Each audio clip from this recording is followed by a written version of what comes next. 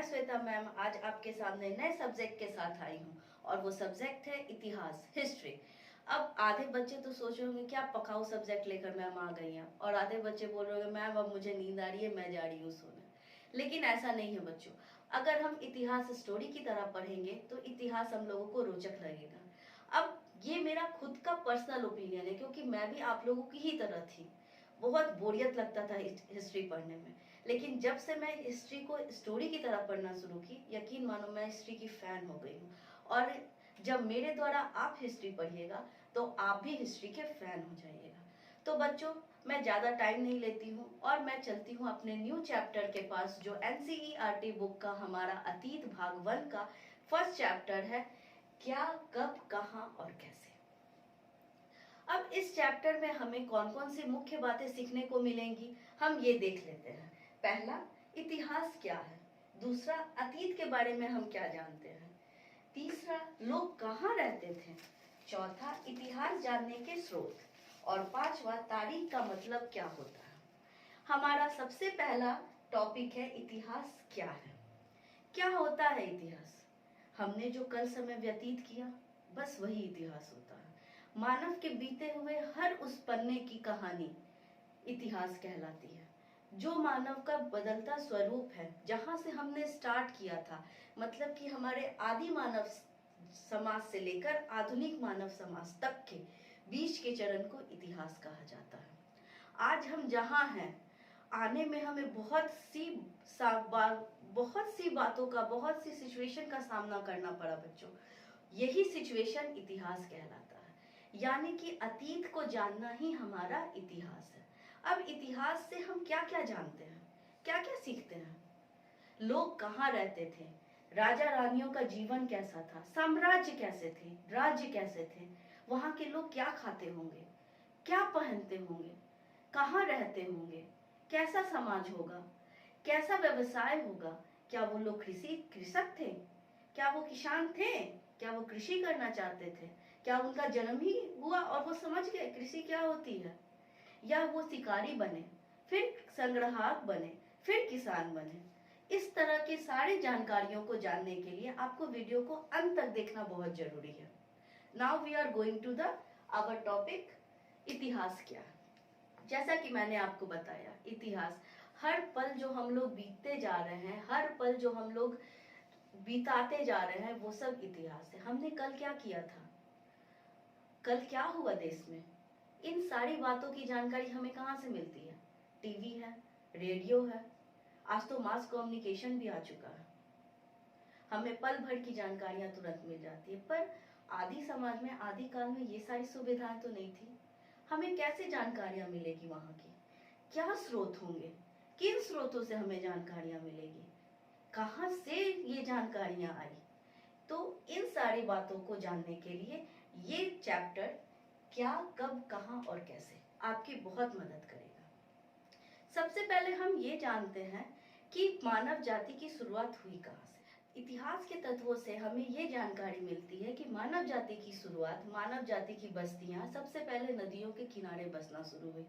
अब आपने कभी सोचा है कि नदियों के किनारे ही सारी बस्तियां क्यों बसी। आखिर क्या था नदियों के किनारे कि लोगों ने नदियों के किनारे ही बसना शुरू किया। तो सबसे पहला, अगर आपको पता है इसका आंसर तो आप कमेंट बॉक्स में लिख कर भेजें। वैसे मैं बता देती हूँ, नदियों के किनारे बसने का सबसे महत्वपूर्ण रीजन यह था कि ये लोग भोजन के संग्राहक थे, आखेटक थे, और सारे जंगल झाड़ियां जो थी वो नदियों के किनारे बसी हुई थी, इसलिए वो लोग नदियों के किनारे रहना उचित समझे। इसके बाद जब वो संग्राहक थे, जब वो शिकारी थे, उसके बाद वो संग्राहक बने, उसके बाद किसान बने, तो किसानों के लिए भी ये जरूरी था कि वो ऐसे जगह पर रहते जहां से उनकी फसलों के लिए पानी आसानी से उपलब्ध हो जाता, उनके मवेशियों के लिए पानी आसानी से उपलब्ध हो जाता। तो ये सारी उपलब्धता कहाँ पूरी होती, जहां नदी होते, जहां नदी के किनारे होते। इसलिए मानव जाति जो बस्तियों में, जो शिकारियों के झुंड में रहते थे, वो नदियों के किनारे ही रहते थे। अब इससे रिलेटेड कुछ बहुत सारे नोट्स होंगे जो मैंने यहाँ पर लिख दिया है आपके लिए पहले से। जैसे कि हमें साक्ष्यों से पता चलता है कि मानव जातियों की शुरुआत नर्मदा नदी के तट पर सर्वप्रथम प्रारंभिक मानव के साक्ष्य प्राप्त होते हैं। ठीक है, हमें क्या पता चला? हमें यह मालूम हुआ कि नर्मदा नदी के तट पे सबसे पहले प्रारंभिक मानव के साक्ष्य मिले। अब वो कैसे साक्ष्य थे? वो लोग जंगलों में शिकारियों की तलाश में घूमते रहते थे, तो इधर उधर जाते थे, शिकारियों को जंगली जानवरों का शिकार करते थे, उसको संग्रह करते थे। इसके बिहाफ में उन्हें बहुत टाइम वहां एक्सप्लेन करना पड़ता था।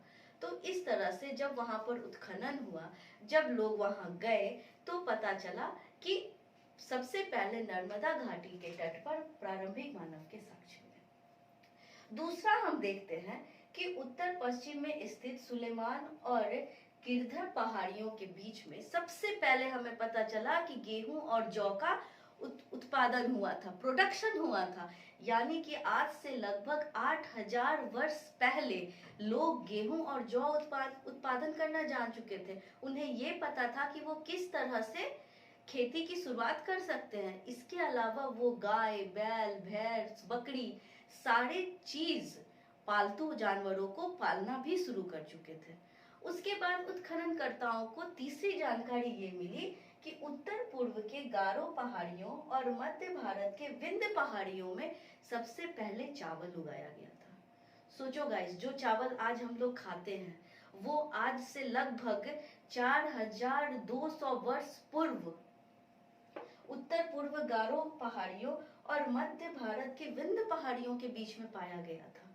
ये सचमुच आपस में बहुत बड़ी बात होती है कि उस समय के लोग चावल उगाना, धान की खेती करना जान चुके थे। चौथा तत्व ये हमें प्राप्त हुआ कि सिंधु और उसकी सहायक नदियां। जैसे कि हम जानते हैं, जब विश्व की समस्त सभ्यता उत्पन्न हो रही थी, अपने बाल अवस्था में थी, उस समय भारत की सभ्यता अपने चरमोत्कर्ष पे थी। सिंधु घाटी और उसकी सभ्यता के बारे में आज पूरा विश्व जानता है। सिंधु घाटी जो भारत की प्रथम नगरीय सभ्यता कही जाती है, वो सिंधु सभ्यता और उसकी सिंधु नदी और उसकी सहायक नदियों के बीच में उत्पन्न हुई थी। उसके अलावा गंगा और इसकी सहायक नदियां, चूंकि आज हम बिहार में रहते हैं, हम लोग सब जानते हैं कि हम लोग बिहारी हैं और बिहार गंगा नदी के किनारे बसा है। और ये बस्ती आज से नहीं, करीबन विश्व की जब 4 ईस्वी पूर्व 4 शताब्दी जब थी या उससे भी पहले मगध साम्राज्य का विकास हो चुका था। मगध साम्राज्य का एक महान विकास जो आज आधुनिक बिहार के रूप में कहा जाता है, वो हो चुका था। यानी कि गंगा और उसकी सहायक नदियों के बीच में एक ऐसे साम्राज्य ने जन्म लिया था जो विश्व की सबसे बड़ी साम्राज्य के रूप में उत्पन्न हुआ। यहाँ पर ही सम्राट अशोक जैसे राजाओं का जन्म हुआ, जिसे महान नेपोलियन की संज्ञा दी जाती है। गाइस, अब हमारा चौथा टॉपिक स्टार्ट होता है, इतिहास जानने के स्रोत। इतिहास जानने के स्रोत, हम किन किन चीजों से इतिहास जान सकते हैं? आपको पता होना चाहिए कि हम लोग किन किन चीजों से इतिहास जान सकते हैं। तो बेसिकली 4 चीजें ऐसी होती हैं, 5 चीजें जिससे हम लोग इतिहास जान सकते हैं। पहला तो अभिलेख, दूसरा स्मारक, तीसरा सिक्के, चौथा पुरातात्विक स्थल और 5वां पांडुलिपियां। सबसे पहले मैं आपको पांडुलिपियों के बारे में बताती हूँ। पांडुलिपियां क्या होती है? हाथों से लिखी गई लिपियों को पांडुलिपियां कहते हैं। पांडुलिपियां बहुत बड़े बड़े ताम्रपत्र, भोजपत्र पर लिखा जाता था और ये पत्र हिमालय की घाटियों से आते थे। उन पर ये सारी चीजें, बड़े बड़े मंत्रों को, बड़े बड़े प्रवचनों को, बड़े बड़े समाज के कुरीतियों को, समाज के कैसे थे, क्या थे, राजाओं का प्रकोप क्या था, प्रजा का कर्तव्य क्या होना चाहिए, ये सारी चीजें इन पांडुलिपियों में लिखी रहती थी। इससे हमें वहां के प्राचीन समाज के बारे में जानकारियां प्राप्त हुई कि वो लोग किस तरह से रहते थे, क्या जिंदगी थी उनकी, कैसे कष्ट उन लोगों को मिले। हम लोग तो आजकल इतने टेक्नोलॉजी के साथ जीते हैं। उस समय मसाला पीसने के लिए मिक्सर नहीं हुआ करता था, वो लोग कूट कूट के मसाला पीसा करते थे। आज तो टेक्नोलॉजी इतनी विकसित हो चुकी है। तब सोचिए गाइस, वो लोग लिखने की कला जान चुके थे। कॉपी किताब नहीं था, पेन नहीं था, लेकिन उन लोगों ने भोजपत्र पर लिखने का तरकीब निकाली। दूसरा हम पढ़ेंगे अब अभिलेखों के बारे में। अभिलेख क्या होते हैं? राजा के द्वारा दिया गया, राजा के द्वारा प्रजा को दिया गया पूरे संदेश अभिलेख कहलाते हैं।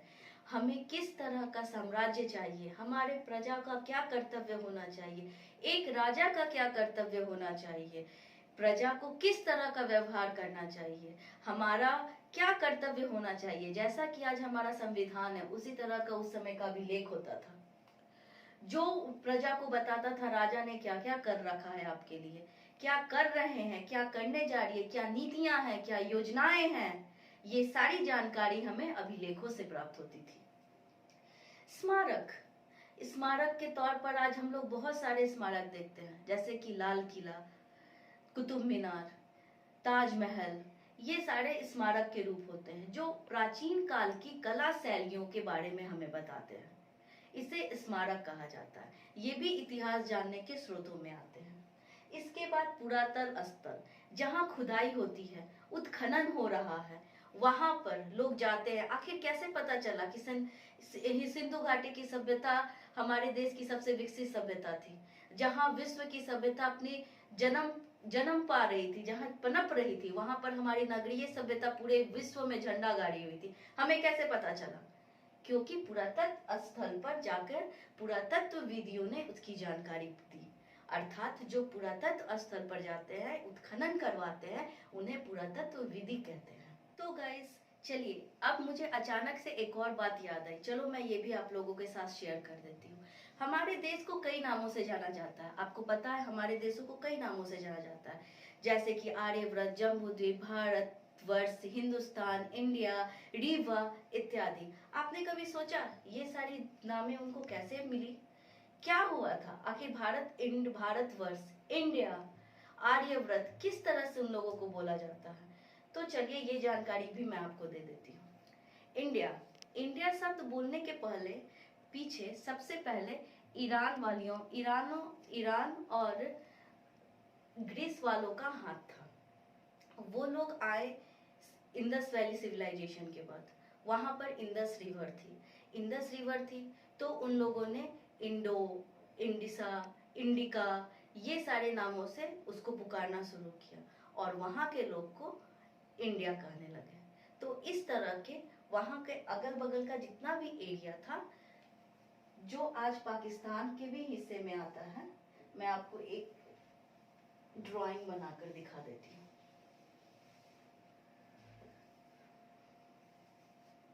ये मेरी ड्राइंग उतनी अच्छी नहीं है, इसके लिए मुझे क्षमा कीजिएगा। सपोज ये भारतवर्ष है, यहाँ पर हमारा सिंधु रिवर था, वहीं पर हमारी सिंधु घाटी की सभ्यता हुई और इसी सभ्यता को लोगों ने सिंधु को इंदस नाम दिया।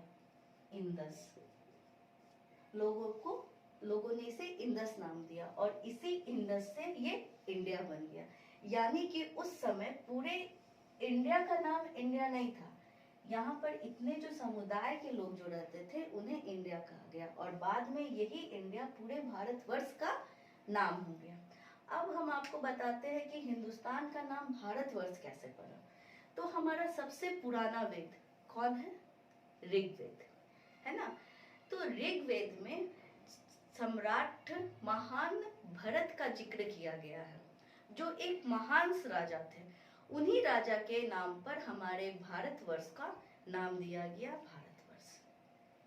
अब गाइस हम लोग बात करते हैं लास्ट टॉपिक, तारीख का मतलब। तारीख का मतलब क्या होता है, क्या होती है ये तारीख? क्यों इतिहास में तारीख को इतना इम्पोर्टेंस दिया गया है? कभी आपने सोचा है कि आखिर क्यों तारीख को हम लोगों ने इतना इम्पोर्टेंस दिया है? तारीख मतलब क्या होता है? डेट। तो मैं आपको बताती हूँ गाइस, इतिहास में डेट का बहुत महत्वपूर्ण स्थान है। क्यों? क्योंकि डेट के द्वारा इतिहास को जानने में आसानी मिलती है। अगर इसमें आता है एडी, इसमें आता है एसी, इसमें आता है बीसी, इसमें आता है बीसीई। इन सारे चीजों से हमें इतिहास की जानकारी मिलती है। वैसी जानकारी जो इतिहास को समझने में, इतिहास को जानने में बहुत ही जरूरी होती है। साथ साथ मैं आपको ये भी बता दूं कि एडी का मतलब होता है एनो डोमिनी। इसका मतलब होता है कि ईसा मसीह के जन्म के साल से, ईसा के साल से। बीसी का मतलब होता है बिफोर क्राइस्ट, मतलब कि ईसा मसीह के जन्म से पहले। आजकल एडी की जगह पर एसी और बीसी की जगह पर बीसीई का यूज होता है। बीसी का मतलब होता है बिफोर क्राइस्ट, जैसे मैंने आपको बताया, और एक और बीसी के आधार पर एक और होता है सीई। ये बोलते हैं सीई, बीसी के जगह पर सीई का भी यूज होता है। इसका मतलब होता है कॉमन एरा, और बीसीई का मतलब होता है बिफोर कॉमन एरा। तो ये 4-5 तत्व ऐसे होते हैं जिनको हमें जानकारी लेना बहुत जरूरी होती है। कभी कभी हमारे एग्जामिनेशन में आता है और हम पढ़े हुए रहते हैं लेकिन फिर भी भूल जाते हैं। हमें याद नहीं रहता कि अरे ऐसा तो कुछ बुक में नहीं था लिखा, लेकिन हमें इसी बुक में से ये सारे तत्वों को जानना है। हमें जानना है इतिहास क्या है, हमें जानना है इतिहास के स्रोत क्या है, अतीत के बारे में हमें क्या पता है, हम क्या जानते हैं, हम उसके बारे में किस तरह से जान सकते हैं, क्या क्या स्रोत है जिससे हम जान सकते हैं, भारत का नाम भारत कैसे पड़ा, और तारीख का क्या मतलब होता है। ये सारे टॉपिक गाइस यूपीएससी और बीपीएससी एग्जामिनेशन में बहुत इंपॉर्टेंट रखते हैं, और इनसे कभी ना कभी 1, 2 या 4 क्वेश्चन तो रहती ही रहती है। तो इसके लिए अगर कोई ये कहता है कि एनसीईआरटी बुक नहीं पढ़ना चाहिए, तो ये बहुत बड़ी गलती है, क्योंकि एनसीईआरटी बुक पढ़ के ही आप बीपीएससी यूपीएससी की कल्पना कर सकते हैं, अदरवाइज नहीं कर सकते हैं। अगर कोई बोले कि मैंने केवल बुक पढ़ा है, एनसीईआरटी नहीं पढ़ा है, मैं दावा कर सकती हूँ कि उनका कभी भी बीपीएससी यूपीएससी नहीं निकल सकती है। नींव अगर स्ट्रांग होती है गाइस तो मकान बहुत अच्छा बनता है, अगर नींव अच्छी नहीं रहती है तो मकान कभी अच्छा नहीं बनता। थोड़ा सा भूकंप आएगा, थोड़ा सा तूफान आएगा, वो गिर जाएगी। इसलिए अगर बीपीएससी यूपीएससी निकालना है तो एनसीईआरटी बुक की नींव अच्छी गाड़ी है। इस क्लास में बस इतना ही। अगले क्लास में मैं ऐसी ही वीडियो लेकर, ऐसी ही जानकारी लेकर आपके सामने आऊंगी। तब तक के लिए थैंक यू। और हाँ, चैनल को सब्सक्राइब करना ना भूले, मेरे वीडियो को लाइक करना ना भूले, और बेल आइकन का बेल बजा दीजिए। आप लोग सारे लोग मेरे वीडियोस देखते हैं लेकिन कोई लाइक नहीं करता। अगर गाइस आप मुझे सपोर्ट नहीं करोगे तो मैं कैसे मोटिवेशनल वीडियोस आप तक ला पाऊंगी, कैसे आपको जानकारी दे पाऊंगी। मेरे मोरल व्यूज करने के लिए, मेरे द्वारा अच्छी वीडियो लाने के लिए, अच्छी जानकारियां लाने के लिए आपको लाइक करना और कमेंट्स करना बहुत जरूरी है। आपके कमेंट्स ही मेरे लिए, मेरे आगे बढ़ने का रास्ता है। So guys please keep watching, और मुझे सब्सक्राइब कीजिए, मुझे लाइक कीजिए, कमेंट कीजिए, और बेल आइकन का बेल बजाना ना भूलिए। थैंक यू, फिर मिलते हैं। जय हिंद।